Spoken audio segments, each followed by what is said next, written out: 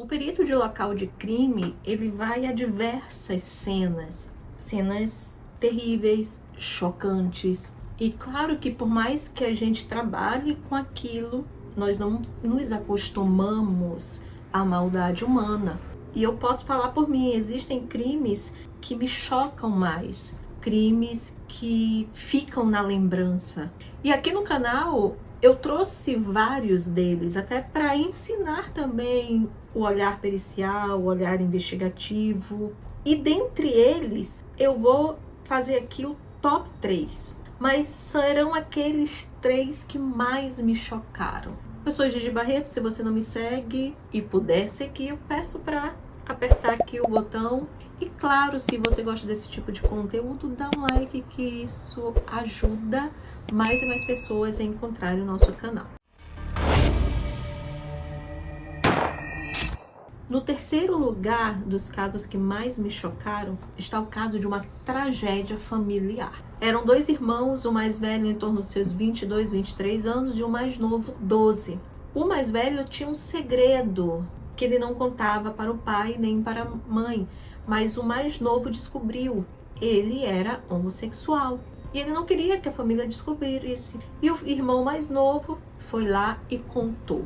A reação desse irmão mais velho, claro que eu estou omitindo nomes, tá? Eu não posso trazer nomes. A reação desse irmão mais velho foi inimaginável, porque certamente o pai, né, deve ter ido para cima.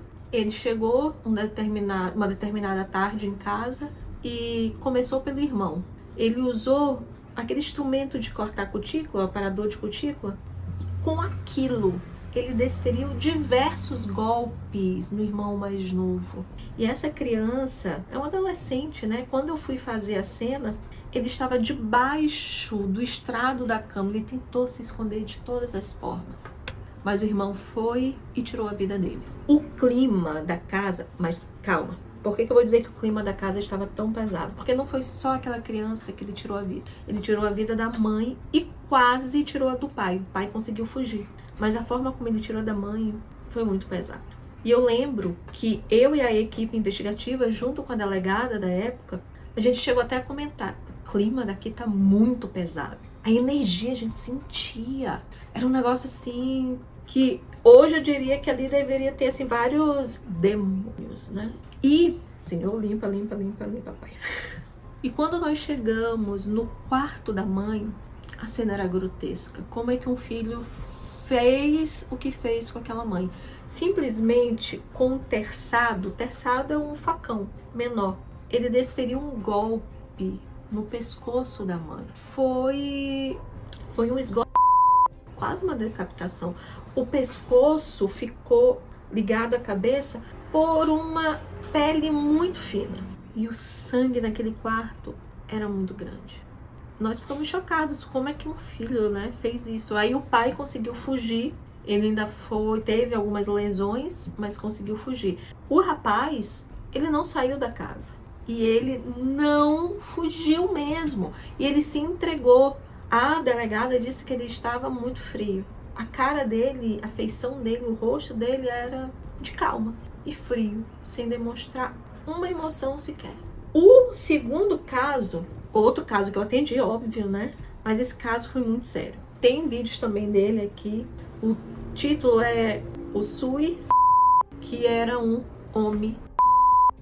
Então, na verdade, era um feminicídio. Eu atendi esse caso como sendo um suicídio. Só que eu nunca, já disse isso para vocês, eu nunca vou pro local com a certeza de que é aquele tipo de crime que a Fonia me passou. A Fonia são investigadoras que recebem a notícia crime e passa para a delegacia para que a perícia possa fazer o deslocamento até o local. Quando eu cheguei lá, eu não estranhei a ausência de equipe investigativa, que quando é suicídio, dificilmente alguém aparece. Deveria, porque existem vários suíços forjados, como foi esse caso. Mas aí eu encontrei um delegado que nem estava na própria viatura, ele estava no carro próprio. Achei aquilo muito estranho. Eu vou falar isso aqui porque eu falei no tribunal do júri. Sim, o tribunal do júri desse caso foi em novembro de 2021, eu chego lá. Esse delegado, ele queria que eu dissesse que aquilo ali era um suicídio. Ele disse, isso aqui é um suicídio clássico. Quando eu cheguei no local, no quarto da vítima, Eu nem cheguei perto do corpo, eu digo isso aqui nunca, que é um SUS. Foram 18 lesões, incluindo um esgoto. E foi feito com ela viva, porque eu encontrei, né, uma espuma de cogumelo, que é algo que a gente só encontra em asfixias, quando tá debaixo da água, né, principalmente. E aí prova que ela estava viva. Acertaram a traqueia dela enquanto ela estava viva. E aí veio, né, o ar com a espuma de cogumelo. Fizeram uma secção, uma quase secção do pulso esquerdo dela, pelas manchas de sangue presentes e a ausência de manchas de sangue também, que a gente chama de manchas fantasma, porque tinha várias manchas ao redor de um espaço vazio. Então mostrando que ali tinha um anteparo físico, que na verdade era uma pessoa. Isso aí foi muito importante para eu provar que havia alguém ali, claro. E também o fato que ela tinha lesões aqui atrás. Como é que ela ia desferir contra ela mesma? Aqui atrás, na costa, no pescoço. Era muito difícil isso. E não era pérfuro, era, né, ali. Muito difícil. Ainda mais que depois a toxicologia descobriu que ela estava com uma quantidade muito grande de sedativo no corpo. Como é que ela teria feito isso? Jamais. E eu encontrei uma mancha de sangue a mais ou menos 1 metro de distância. Como é que ela teria saído dali, pingado só uma mancha de sangue que caiu perpendicular, uma mancha redondinha, bonitinha? Jamais, jamais. E também eu verifiquei que haviam lesões em sentidos contrários, né? Não foi investigado, mas poderia ter uma segunda pessoa na cena do crime. Eu disse isso no tribunal do júri. Esse tribunal do júri, ele demorou uns 2 dias e foi a maior condenação para feminicídio aqui no Amazonas. Normalmente tinham 12 anos, esse foi 27 anos para o autor. Coincidentemente, 1 mês e meio depois desse tribunal do júri, eu fui afastada da polícia. Mas isso aí está sendo revertido. Agora, o que está em primeiro lugar. Inclusive, é o vídeo mais visto aqui no canal, com mais de 1 milhão de visualizações. Foi o caso das 2 crianças carbonizadas. Não foi um homem, não. Foi um acidente em casa. Pode ter sido também, mas assim, tem crimes envolvidos aí, mas não diretamente contra as crianças. Vou contar aqui o contexto. É uma casa de periferia. Essas 2 crianças moravam com o avô e a mãe. Era uma casa, uma kitnet de alvenaria. O telhado era de PVC e internamente muita madeira. Os compartimentos ali muito pequenos de madeira, guarda-roupa de madeira.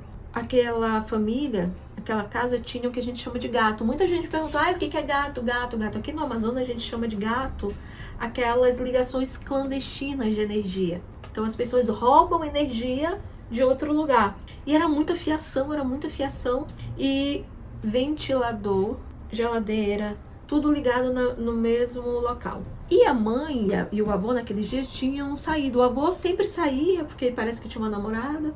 E a mãe, que deveria ter ficado, não ficou à noite com as crianças. Ela era usuária de drogas e saiu para comprar droga. Quando ela saiu, houve um curto-circuito.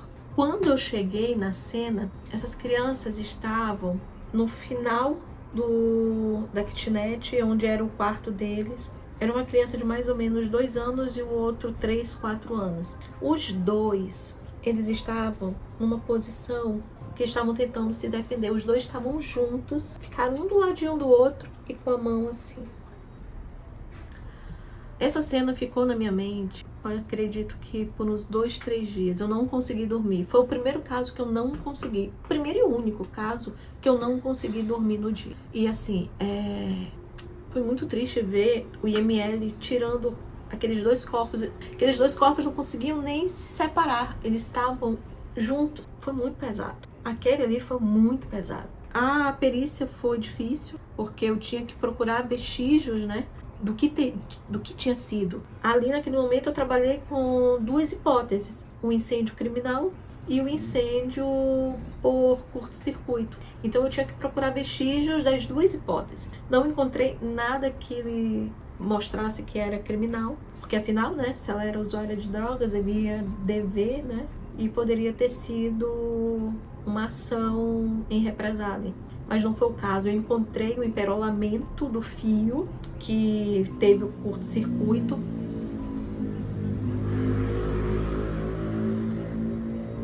mostrando ali onde tinha começado, e como tinha muita madeira e plástico, o incêndio ele foi muito rápido. E a porta estava fechada. A mãe trancou as crianças ali, né? Elas não tiveram como sobreviver e sair dali. E assim, eu não sei o que aconteceu com essa mulher, tá? Se ela foi presa, porque ela cometeu um crime. Ela cometeu o crime de abandono de vulnerável. Mas ali ela perdeu os 2 filhos. Então não sei se foi considerado já a pena dela aquilo ali. Na minha humilde opinião, ela pareceu bem abalada nas reportagens. Para mim, aquele ali já foi o castigo dela. Eu acredito que tenha sido. Ela deve ter sido enviada para algum tratamento, né, para pessoas usuárias de drogas. Acredito que tenha sido isso. Eu espero que ela tenha se recuperado, que ela tenha saído daquele estado depois do que ocorreu com os filhos. E esses são os 3 casos. Todos eles estão aqui na playlist Olhar Pericial. Você pode encontrar os 3. Eu vou deixar no card final o dessas 3 crianças para você assistir. E se quiser assistir os demais, esteja à vontade. E eu te aguardo no próximo vídeo. Até lá. Beijo.